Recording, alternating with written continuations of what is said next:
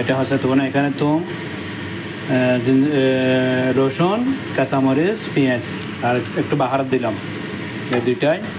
তারপরে এরপরে দিব, এরপরে টমেটো দেবো, কাঁচবারা ধনিয়া দেবো, টমেটো সস দেবো আর একটা মাছ দেবো। এরপরে টমেটো দিছি, টমেটো দেওয়ার পরে আমি একটা সস দিয়েছিলাম, টমেটোর সস আপাতত এই সসটা দিয়েছিলাম। যখন টমেটোটা এরকম হয়ে যাবে, এখন এখানে দিবে আর কি ও তোনা ডালা দিবেন, মাছের ডিব্বা। এই তো আমি মাছের ডিব্বাগুলো ডালা দিয়েছি, দেখেন এটা হচ্ছে তোনা মাছের ডিব্বাগুলি। মাছের ডিব্বা দেওয়ার পরে আমি এখানে কাঁচবারের আলচাম বা যে বরফাতা এগুলো ডালা দিয়েছি। এখন মাছের ডিব্বাটা ডালার পরে আপনারা শুধু এগুলো একটু মেকি করে ফেলবে, দেখছেন আমি মেকি করে ফেলছি, এগুলো একটু মেকি করে ফেলবেন। এরকম মেকি করলে এটা পুরো মিক্স হয়ে যাবে।